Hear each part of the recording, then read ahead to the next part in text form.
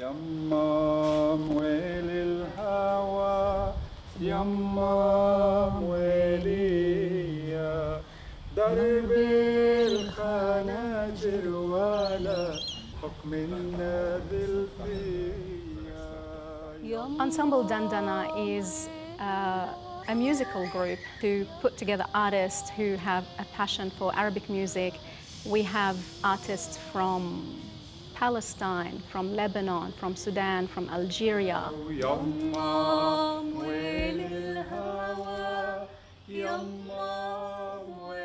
Dandana had just begun rehearsing for one of the group's most high-profile performances at the annual Sydney Festival. We were really looking forward to it. We hadn't performed throughout 2020 with all the cancellations, the postponements. I can't describe to you how excited we were. Instead,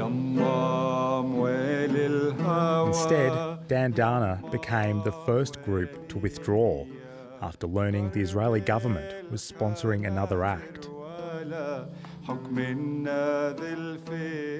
It was a very emotional moment. Everybody put their instruments down. We come from backgrounds that know what it means to be under occupation. We knew that we wouldn't go ahead the minute we saw this information.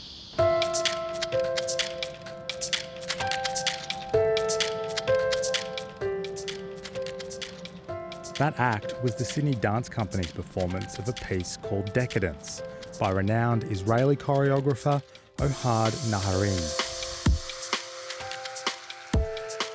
When the festival sought financial support from the Israeli embassy in Canberra, it contributed $20,000.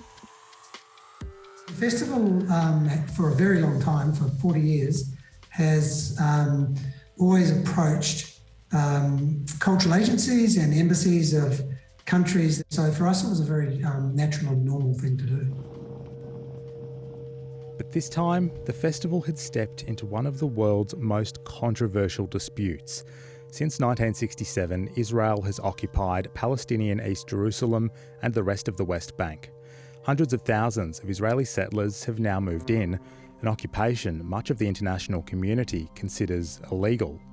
Palestinians and their supporters call for boycotts, divestments and sanctions against Israel, a campaign known as BDS. The reason for the boycott ultimately is because Israel is an apartheid colony that has subjugated and violently ruled over the lives of Palestinians. We, of course, think that they're wrong. Israel is the only democracy in the Middle East. Is pro-art, pro-coexist and pro-dialogue, but these people don't want dialogue. The embassy's sponsorship earned Israel the status of a star partner for the festival. Behind the scenes, some artists privately asked the festival to return the money before going public with a social media campaign. What we're protesting is the state of Israel being allowed to use cultural institutions, events, and partnerships of this kind to whitewash its human rights abuses and its ongoing occupation and colonization of Palestinians.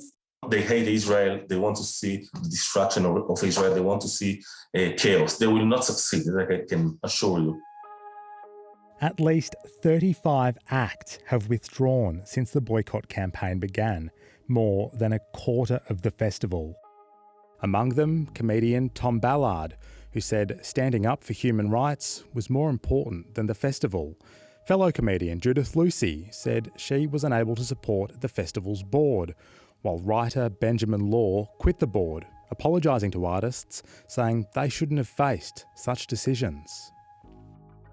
The campaign took a life of its own because artists not only withdrew, but they came out and stated very clearly why they withdrew. Going in, I honestly didn't expect any or many artists to withdraw. This is historic and momentous.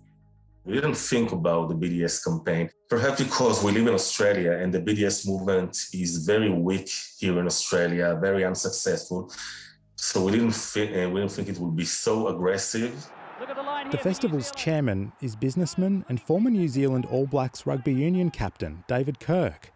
He's apologised to festival artists. Well, the first message is we're very sorry, because we would never have, had we had foresight, we would have never wanted to put them in the situation that they've found themselves in. This should serve as a lesson. The Sydney Dance Company's performance was met by protesters outside and hit reviews inside. Its 4-night run finished a week ago, but the festival goes on for another fortnight, plagued by controversy, as it refuses to refund the sponsorship. I just want to thank again the Sydney Festival for not surrendering this time. The fault in all of this is with the Sydney Festival for putting artists in a compromised and untenable position. The festival won't say whether or not taking the sponsorship was the right call, but it has announced a review to be held after the festival wraps later this month. And we're very hopeful that that will be able to guide us in making sure that the sort of situation that's happened this year never happens again. But for artists like Mesa Alameddine, the idea that an international arts festival can distance itself from global politics is hard to swallow. You can't separate art from politics. As a festival that invites refugee stories, First Nations stories, that tries to tick the boxes of diversity. If you have a festival that doesn't want to be political or it's apolitical, then don't have our stories. You can't have them.